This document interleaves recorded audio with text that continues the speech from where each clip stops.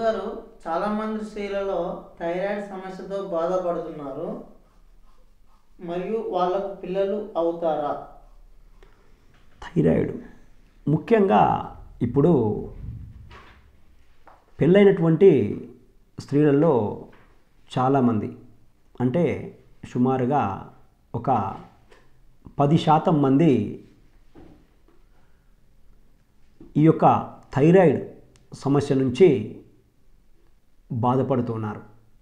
ఈ థైరాయిడ్ సమస్య రావడం చేత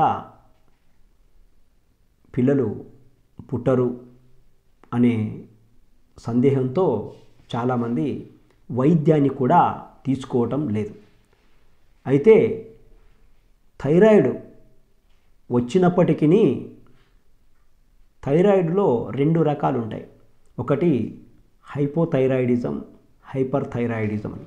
అంటే థైరాక్సిన్ లేదా స్టిమ్యులేటింగ్ హార్మోన్ ఏదైతే TSH థైరాయిడ్ స్టిమ్యులేటింగ్ హార్మోన్ అనేటటువంటివి వాటి యొక్క పర్సెంటేజు రక్తంలో ఎక్కువైనా కష్టంగానే ఉంటుంది, తక్కువైనా కష్టంగానే ఉంటుంది. ముఖ్యంగా వాటిని కంట్రోల్ చేసుకోవడం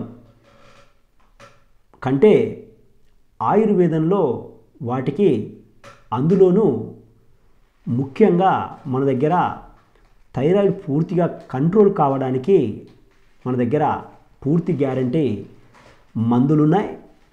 మరియు థైరాయిడ్ వచ్చిన వాళ్ళకే కాదు, థైరాయిడ్ నుంచి ఉత్పన్నమయ్యేటటువంటి అన్ని సమస్యలకు కూడా మన దగ్గర మంచి పరిష్కారం ఉంది.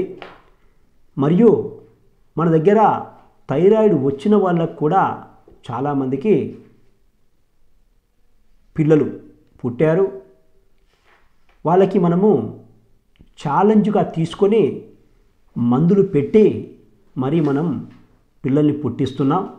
కాబట్టి థైరాయిడ్ వచ్చిందని మీరు ఎలాంటి చింత, థైరాయిడ్ వచ్చింది మాకు పిల్లలు అవుతారో లేదో నన్న చింతని వదిలిపెట్టేసి మీరు వెంటనే ఓం శ్రీ అమ్మ ఆయుర్వేదాన్ని సంప్రదించి పూర్తి గ్యారంటీ చికిత్సను పొంది మీరు తల్లులు కాగలరని మేము విన్నవించుకుంటున్నాం.